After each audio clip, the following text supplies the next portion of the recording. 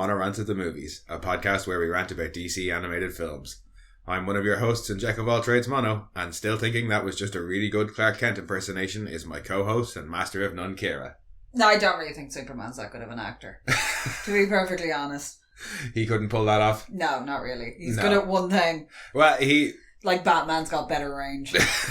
In this, he doesn't really try all that hard to... Convince her? Not to convince her, to hide his identity. Like, several times he is Clark and then does things as Superman, and like anybody who's nearby would be like, hey... Yeah, especially the prison breakout. That whole thing, and it's the prison breakout is probably where it's better done. It was more like towards the end when he's supposed to be lying down dead and then just gets up runs away.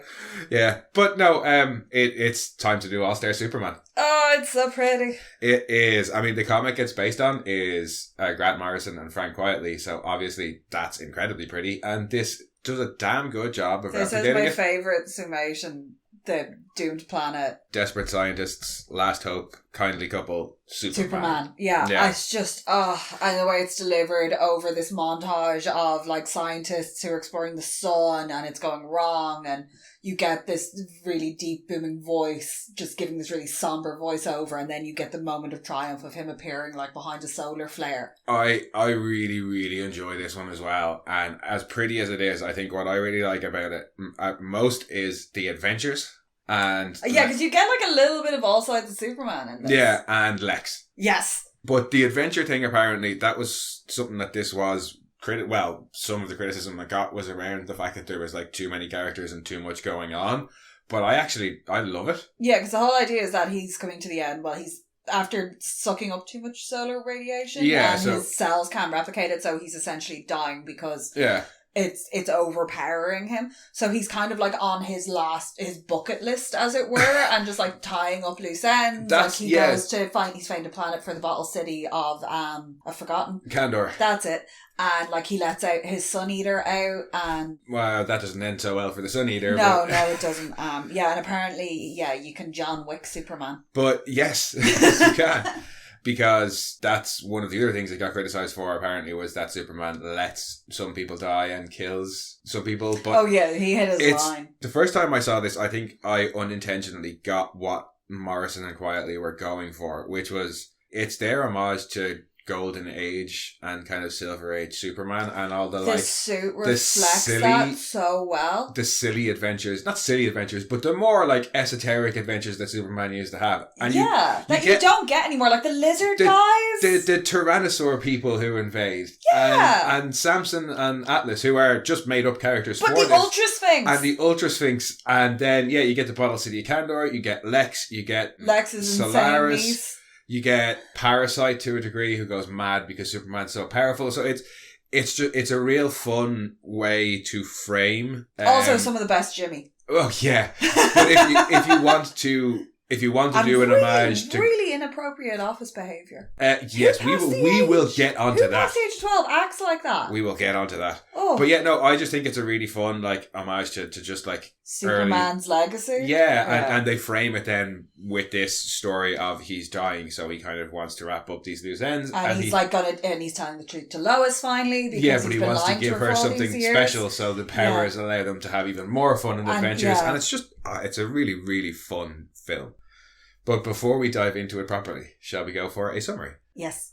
When Superman has to save the first manned mission to the sun, he gets an overdose of solar radiation in the process. While increasing his strength and giving him new powers, it also is slowly killing him. Faced with this news, Superman decides there's a few things he needs to do before his time comes. So Superman, vacuum of space, not a problem. No, apparently not. Yeah. Once, in fairness, Darkseid did throw him up into space, and he was just floating around all unconscious. Yeah, no, Superman can breathe in space. That's fine. For me, it was more, can he travel faster than light? I have it. And apparently he can. Yeah, or wormholes. Who knows? Slingshotting around planets. Woo! Yeah, because he says even at his new powered range, it still might take him a while. He's been all fucking tuned.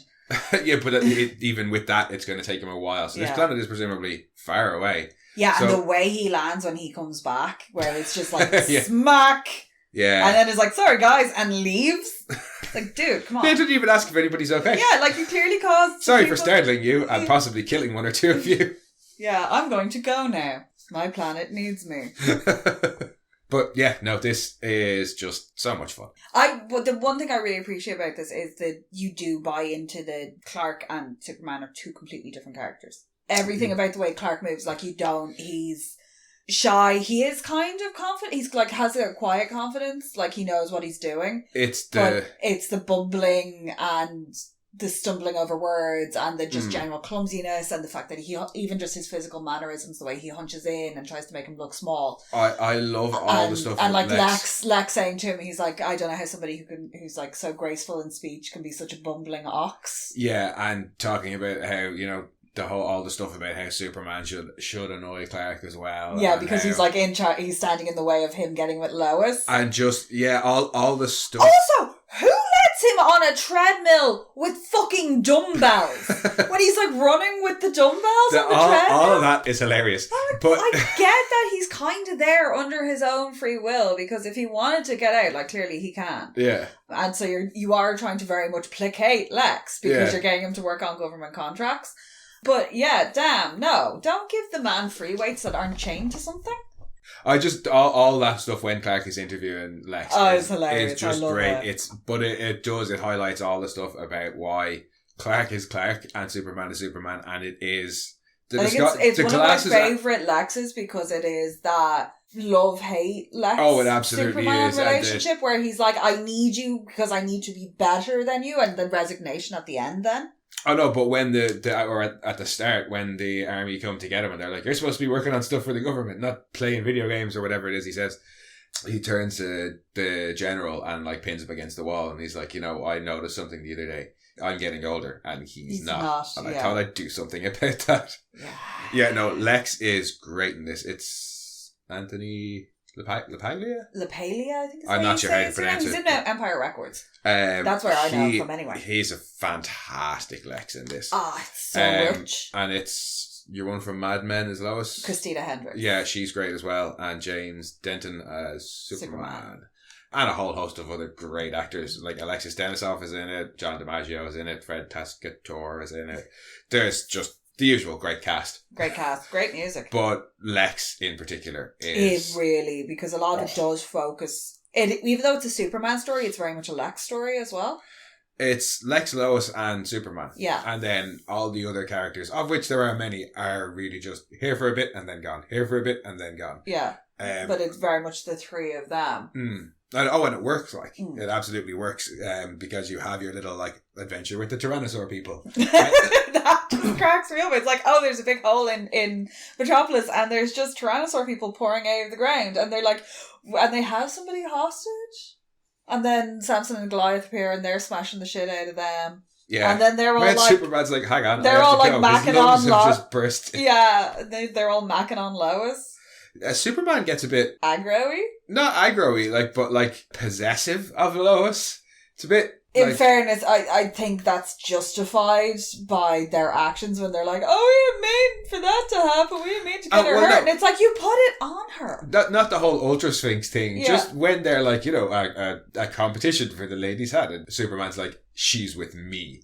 You don't own She's her. also quite salty because of the prior argument about and realisation that he has essentially lied to her. Yeah, well, I mean, she gets particularly annoyed about the lie, but that's when she's drugged out of it. No, but he has but lied then she does to her. They have at this point, it's a well-established relationship. Yeah, but she has a well-established, at least a working relationship with them, and I think it grates on her. She still doesn't believe that he's Clark at that point, but no. But it has, I think, even after the whole drugging thing and getting over it's still, even though she doesn't believe that he's Clark, the fact that he would say to her, even in her mind, that he's pretending to be somebody that she considers to be an extremely close friend, I can see why she's annoyed. I'd be fucking pissed. Somebody comes up to me and is like, I pretend to be this guy that you were, blah, blah, blah, blah. Yeah, I'm gonna be fucking pissed off at you. Well, not that, but even... And also, think about her situation. He's flown her fucking car, so, nobody's gonna find a missing vehicle. People go missing in Metropolis all the fucking time. That's the whole paranoia bit. Yeah, I'm fully down with her. No, but just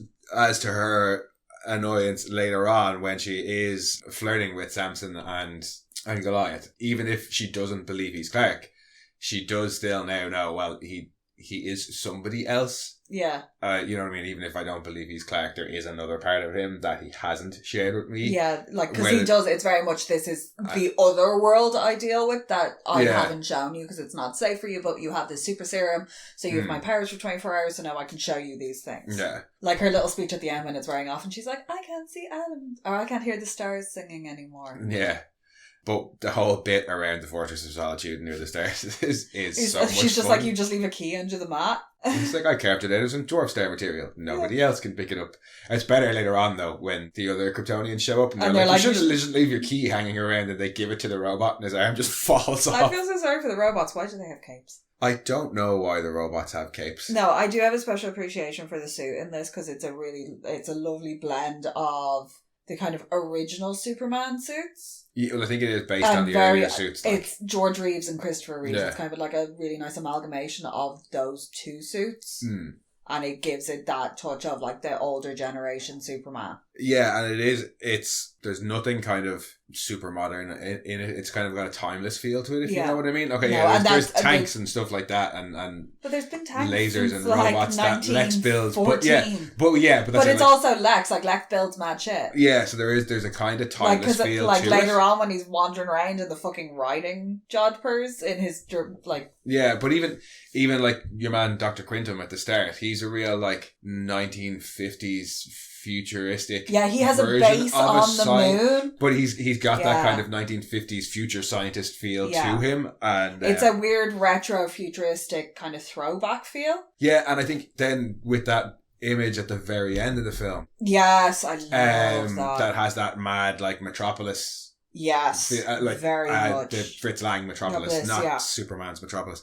But I think there is that very 1920s kind of film noir stylized image, of things to come type stuff, and it's just I think it has a real timeless feel to it, or is that just me? No, I think I very much feel like it was done deliberately. Yeah, again, because it's an adaptation of a comic, and you had Morrison and Quietly. What they crafted in the comic is amazing and beautiful, and the way they adapted it was, and not to play down what they've done in the adaptation, because it is a really nicely condensed version, and it was Dwayne McDuffie who wrote it, and this I think came out like the day after he passed. Oh. Yeah, he had written a lot of what we've covered so far of the DC animated films. He was responsible for writing.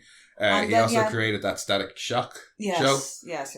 But this was one of the last. He very sadly passed away. Yeah, one of the last things he wrote was this. But I mean, it's a testament to his work. All the ones that we've covered so far. Yeah, no, because it's not even convoluted. No, I don't think it is. There is a lot of stuff going on because, like, it's at the start, and you get the whole incident happening at the sun, and then he gets tested with your man on the moon base. Yeah, where he's doing all his like weightlifting, and they're like, "This is the heaviest apparatus known to man." Yeah, so it's the rescue and Superman finding out that he's dying. So then he decides to tell Lois. Then he tells Lois. So they have like it's for her birthday. They have their birthday fun, their interlude, and she gets her suit. There's a nice bit of fun before that where she's like been exposed to some slightly and she thinks she's going crazy. And she is going crazy. Sorry. But she gets the serum, gets her super suit, and then they go off to have it. Like, you have superpowers for 24 hours. You are going to make the most of it. That's where they have Samson show up. Atlas and Samson. Yeah, so they have like an interlude, fight the reptile people. Then you get the Ultra Sphinx stuff, which is one of the best pieces of animation when Lois is stuck in that like Schrodinger state. When she's alive and dead at the same time. The facial expression that they've animated for her is just fantastic. Yeah. And when she comes out and she's like, it's horrible. Oh, but the Ultra Sphinx was giving me massive... Oh, he looks cool, but he was giving me massive Mummies Alive vibes. He really was.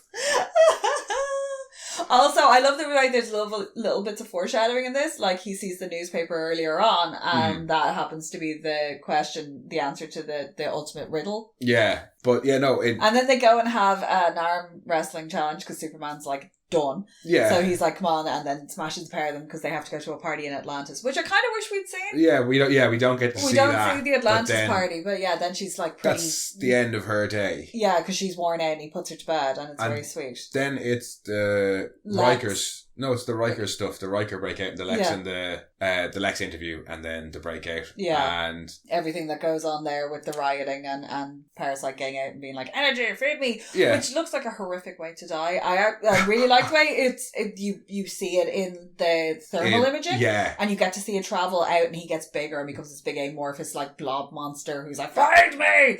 And it's really, you remember it's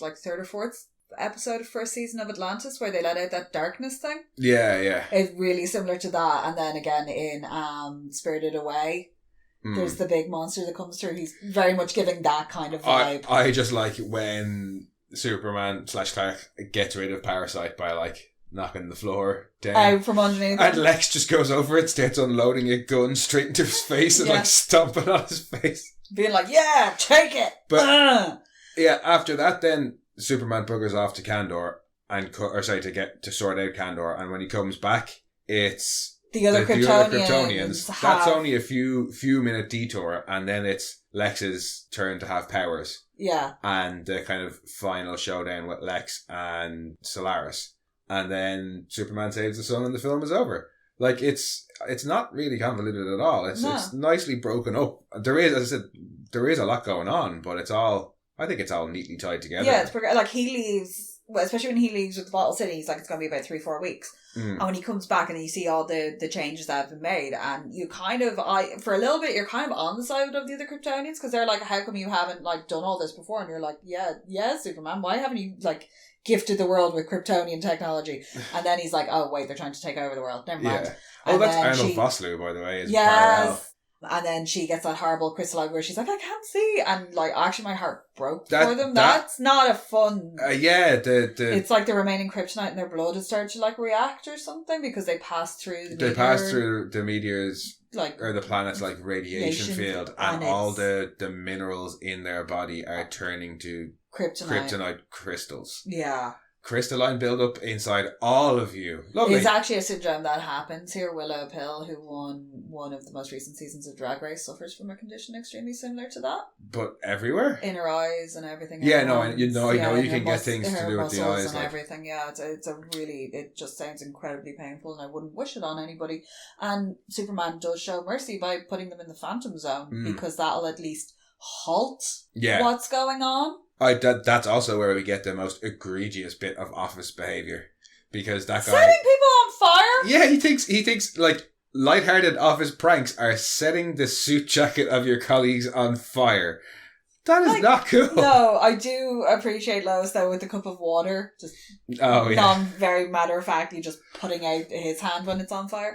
No, the Lois at the start when she's writing her story, and she's like, I always write the story before. But she wants to know how big the sun is, and she asks, how big is it? One of the other reporters who's staring at the window washer was like, I can only hope it's as big as it looks. Do you remember that Diet Coke ad? Oh, it's Diet Coke, right? If you've never seen the Diet Coke window washer ad, it's Diet Coke break time. And Jimmy Olsen showing up in the dress. Hey, you undercover? No, why? Yeah. Jimmy's fun in this as well. I think I liked you better in the dress. Oh, when he's in the Kryptonian pants that look like something from like 1930s animation. Yeah. With the big roll top and the roll legs on them. There's just, they have big chunky like early animation look about them. But again, even the way the astronauts are. Yeah. The Kryptonian astronauts are animated is that kind of like... Oh, with the headpieces with the shit sticking up off it and random sashes, and it's very, very 1950s sci-fi, 1960s, like, this is the future. Yeah, oh yeah. Forbidden Planet, that kind of vibe. Yeah, no, it definitely, they have that vibe, that kind of future astronaut from the 60s. Lots of balls on things for some reason. No, but it was like, you want to make something futuristic, basically put like a whole load of like stacked balls on top of each other. Yeah. Speaking of things stacked on each other, if they were so insistent that Kryptonian... Why did they just put bits on the buildings? Yeah, if they're so superior, why did they just stack on the side of skyscrapers? Like, I'll put a little bit of Kryptonian tech and architecture there and on the side of that thing. Not just like level it and start again, which is what they mentioned doing. Yeah, and they were like, it's just easier. We even get a little bit of Ma and, Pa's grave. Kent. Yeah.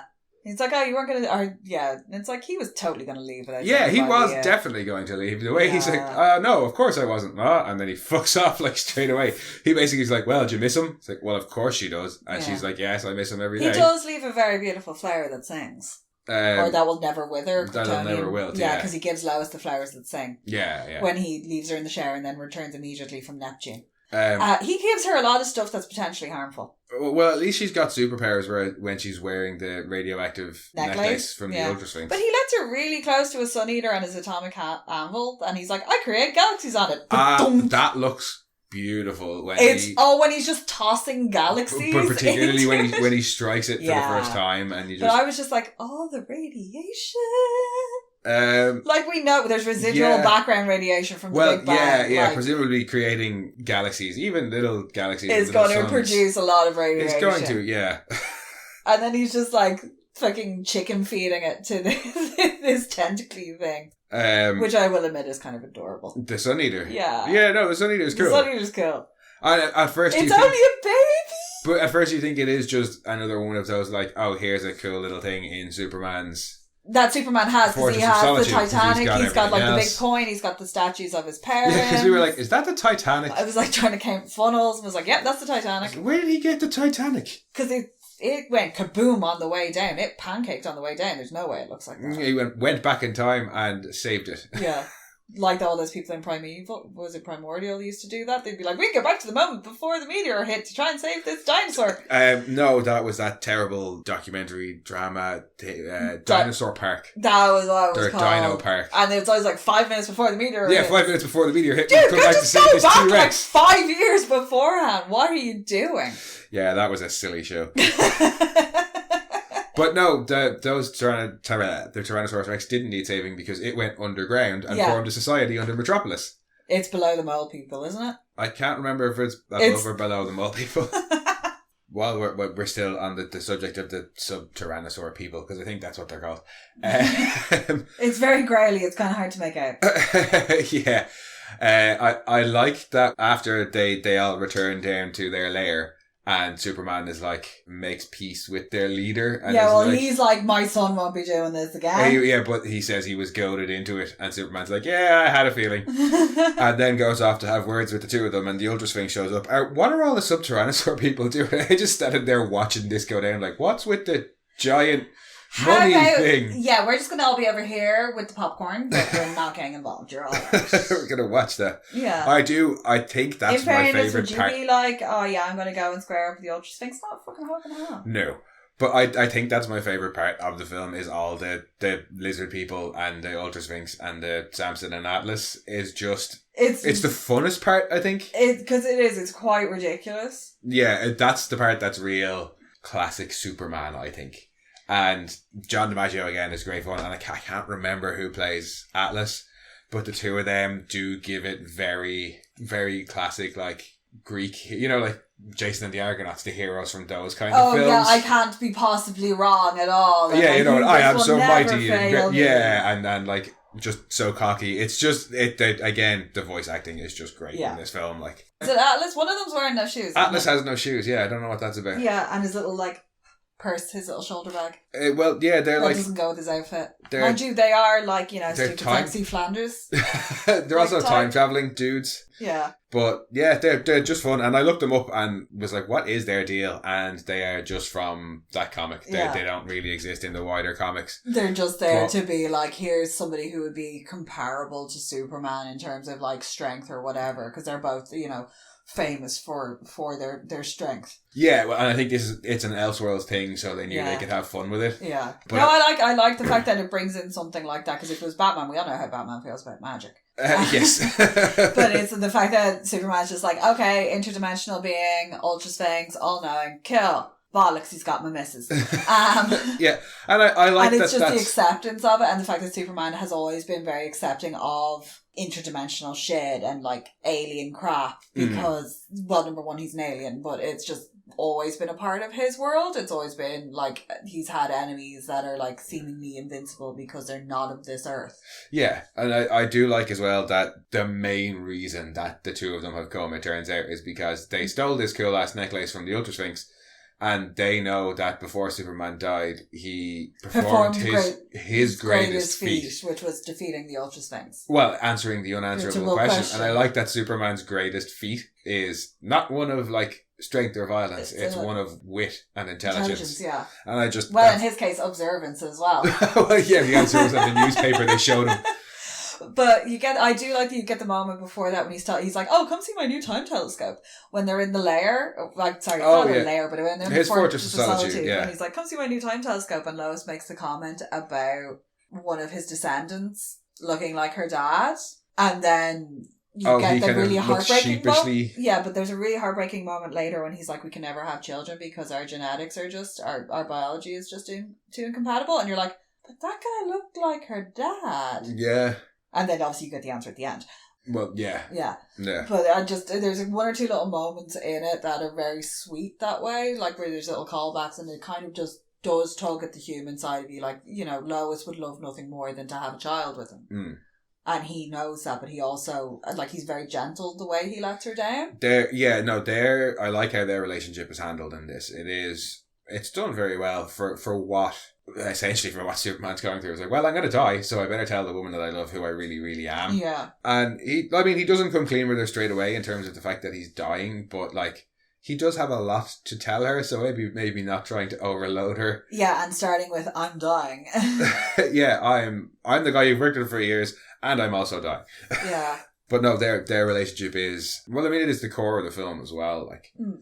And then him and Lex is the other kind of side of it. Yeah, that relationship that him and Lex and Clark have in their own separate triangle. Yeah. Because Lex has a very different relationship with the two sides of the persona. Like, he almost views Clark as like a confidant. Like, he's as scorned. He's been punished by the Man of Steel just as bad as Lex has, because, you know, the Man of Steel is who's standing between him and the love of his life, who's Lois. And he's like, you clearly love her. Like, but he can't. Yeah. But Lex still, for some bizarre reason, cannot, for the life of him, he can see everything, but that the person standing right in front of him is his greatest enemy. And that apparently in the comics once or twice they've toyed with that, where like Lex finds out. And it's like, nah.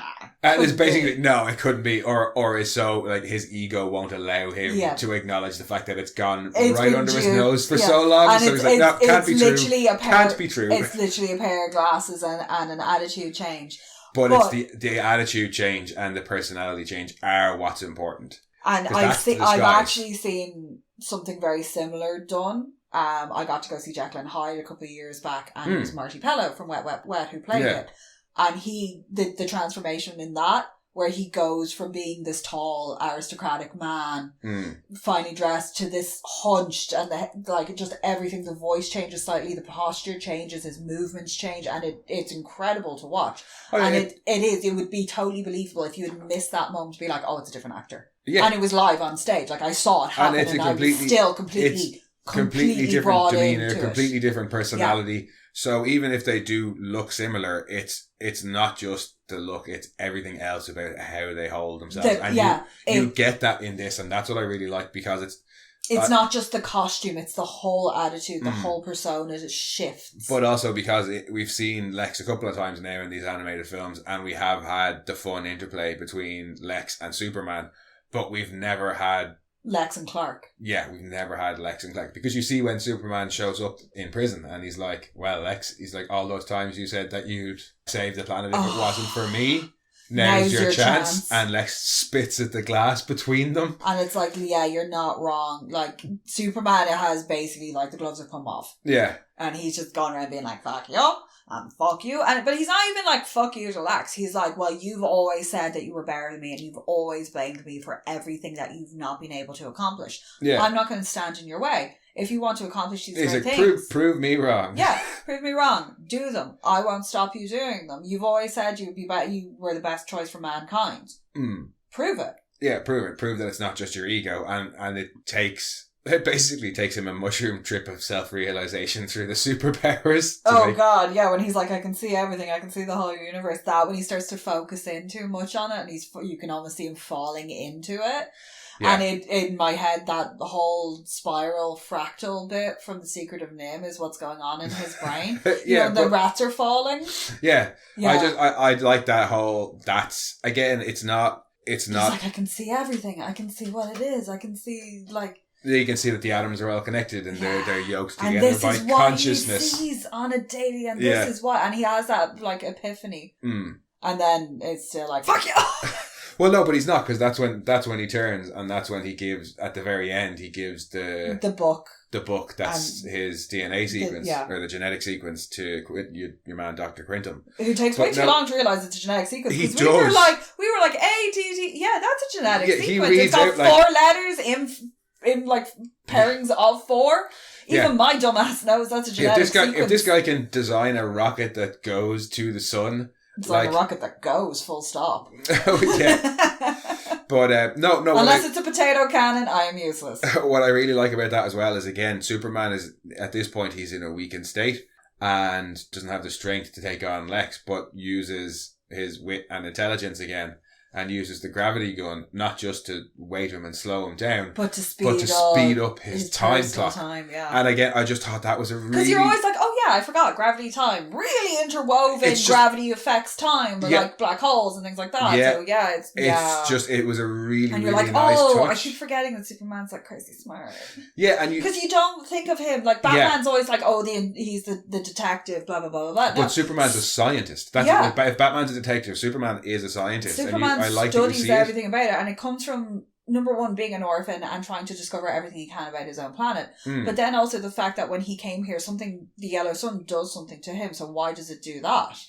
And then just in general, obviously, because he has all these like super high processes, which give him all these superpowers, it presumably has an effect on his intellect. So it's the constant need to consume and learn. But he's also tempered by such empathy. He does say it in this as well. It's always, in an effort to make things better for everybody. He does say in this as well, when he's saying to Lois about getting the new powers, he says, it's increased not only my strength, but also my curiosity and my creativity. When he has his Kryptonian formal wear, it's just a cape with a hood. Yeah. It's Kryptonian formal wear. Dude, no, it's not. But again, I like that you get all these different aspects. I kind of wish he'd come out in something like really ridiculous. Like something like, say, Jean-Paul Gaultier for like The Fifth Element kind of style. And been like, this is Kryptonian. Because the other guys are in mad shit. Like, so presumably that's Kryptonian eleganza as well. Well, I mean, I thought that they're astronauts, are they not Kryptonian astronaut suits? Yeah, but like, that's a bit like off the wall. It's not just like a fur-lined cape. No. How funny would it have been if he had come out in the similar pants like Jimmy is in later on? Because Jimmy says that it's Kryptonian fashion. Oh, no. Or if he had done like the Foxy Lady dance or something and been like, it's a Kryptonian, like, it's what we do to pronounce our love. And it's like fucking Zoidberg going, scrar. Scrar? Nah. So I was thinking, scrar. No, they don't square. They do kiss on the moon, though. They do kiss on the moon, and she has the pointy foot, and it's a beautiful. It's a panel, like it. It's a beautiful image of the two of them kissing on the moon with the Earth behind them. Like. Yeah, and she's got the foot, the classic foot lift, which I don't think I've ever seen anybody ever do in real life. Where does that come from? I have no idea. I'm assuming old Hollywood movies, but like. And if anyone says that fucking V-Day kiss assault photo, no. So, favourite things in this film, because we need to narrow it down to one or two. Favourite things in this film. Lex's whole interview process when he's just parading himself around the prison on his rant, because it very much reminds me of a very dear friend of ours who is Czech, who rants yes. in circles like that when you set him off on something, and it gives me that warm, loving feeling of being around him. I like how but it's also, I really enjoy Lex's just dissent. I also like how he protects Clark throughout it as well. He does. To his own end, in that he wants Clark to be able to tell I'm the hero! You can tell my story. But I also think there is a small sense of respect in I do really enjoy Lex and Clark's relationship in this, because I do think like he does view him as kind of like, it's you and me and we're on the same side and we're fighting against this big bad guy, you know, and I like he's the only person he doesn't trust him, but he's like, oh, there's a sense of brotherhood there, at least from... Yeah, I would agree with you. I think that Lex is one of my favourite bits of this film as well. Yeah, but that bit in particular, when that rant that goes from his bibliography, like, I've been building this shit through to the weight room and then out. And it's great, but I'd narrow it down. What's this? Is it code? I can decipher it in a minute. And he's like, it's shorthand. He's like, never mind, and throws it at him. Man. Yeah. No, he has some great lines, and that's what I was going to say. My favourite bit, and I think is a specific Lex bit, and it's just one line of him when he's about to be electrocuted, and the priest is like, have you any final words, my son? And he just says, get away from me, Padre, you stink of the irrational. Yes. I fucking love that line, and the delivery of it's great. Yeah, Anthony LaPaglia, however, I'm sorry. LaPaglia, I think it is. I'm butchering really it. Anto, you did a bang up job. Yeah. Yeah, no, Lex is great in this, but I think if less specific, the film is just really charming overall. I think it's just a really good standalone Superman film, because, like, if you didn't know Superman, who Superman was, you get it in the 4 sentences at the start. Well, we don't need a flashback. That's the Superman story. Superman didn't need no origin story. No, that's it summed up before. Even if you walked in and you didn't know what you were going into, as soon as you hit it's a very brief summary. But I mean, it's everything you need to know about Superman. That is his entire origin. Anything from that, in like 8 words, it's his entire origin. Yeah. If you didn't know who Superman was at all, you could maybe do with a little bit more detail. No, but it gives you enough to be like, oh, okay. Plus, who doesn't know who Superman is? Bedouins.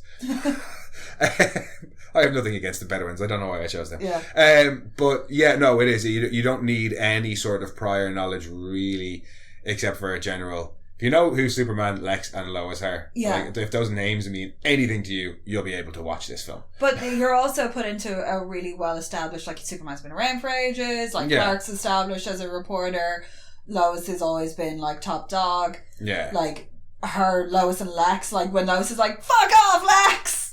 Now's not the time. And you're like, and Perry's just like, Lex, what are you doing here? Like, go away. Like, all of these relationships are well established. Yeah. Like, this is nothing new. And it's nice to just get these little, like, snapshots of, like, a day in the life of, which is what Lois got. Lois gets a day in the life. I love the little bits of Lois and Clark at the start that are Lois and Clark, like when he accidentally bumps into the guy so he doesn't have the bricks fall on him. Yeah. And he's like, hey lady, your boyfriend's an idiot. She's like, stop being a jerk. And he's not my idiot. He's not my boyfriend. No, he's not my idiot. Yeah, no, but even then, when she's all, like, pooped out from her day, and Superman puts her to bed, and she's like, just wait till I tell Clark about this.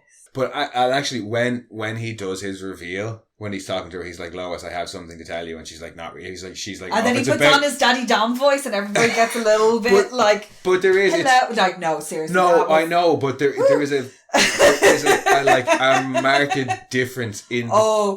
And that's when you realise, but that's when you realise there is, not only is there a different look and a different posture and a different personality, there is a different voice for Clark and for Superman, because he's like, Lois, I need to tell you something, and she's not listening, and he's like, Lois. And she turns around, and and that's what makes her turn around and as well. Every sub in the audience sat up. Literally every sub in the audience went, yes.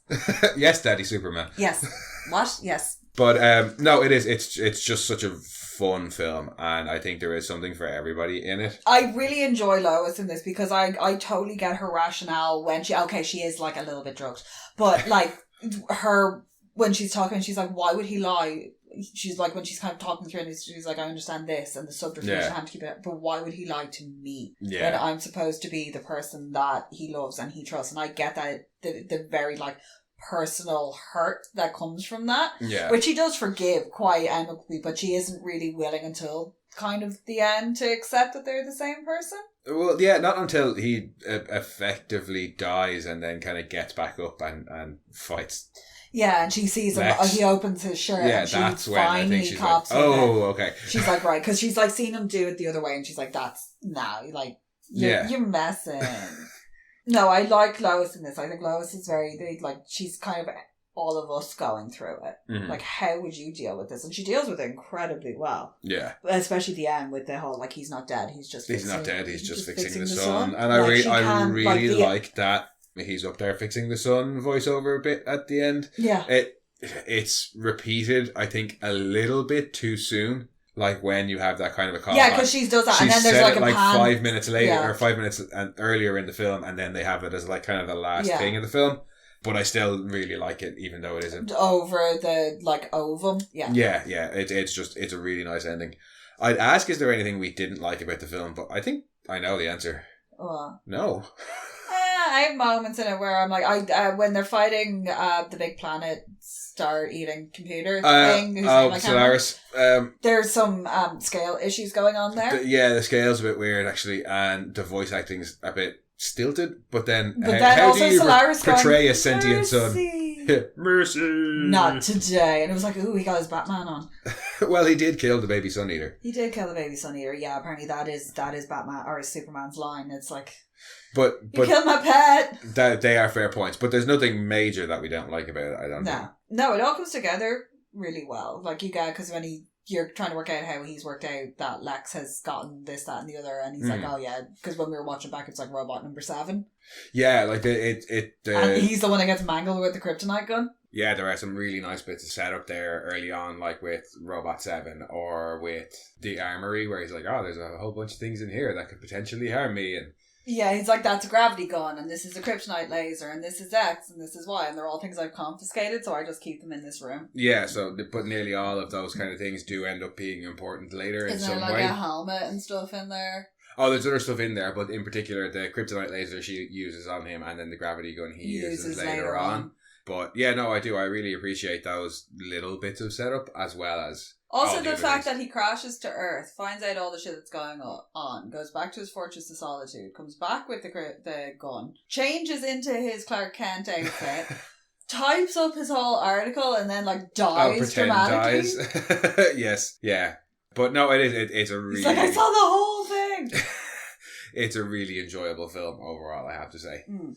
And as opposed to, say, some of the others that we have done, you really don't need, like you mentioned, you really don't need any sort of prior knowledge, comics knowledge or anything. You can just it's all put this one up on together. It's a great little standalone. It really is. But I think that about wraps it up for All-Star Superman. It is. Go watch it. It's well worth it. Oh, yeah, no, like any of the rest of them, well worth to watch. This one in particular, I know you are possibly one of your favourites. It is. I think my favourite of the lot of them. I think my favourite Superman one, anyway. There's something about Lois's whole story in this, and her hope at the end of he's not dead, he's just fixing the sun, and there's something about it that just speaks to me, and it really touches something in me. Well, I think on all of the aspects work so well together as well. Like the pacing is great, the animation is great, the story is quite strong, all the voice acting is strong. So there's very little weak to bring it down, in my opinion. No. But that covers All-Star Superman, and next is Green Lantern Emerald Knights. Ooh, I like that one. It's fun. So that's what we will be back with. Yes. So, as ever, thanks for joining us, guys.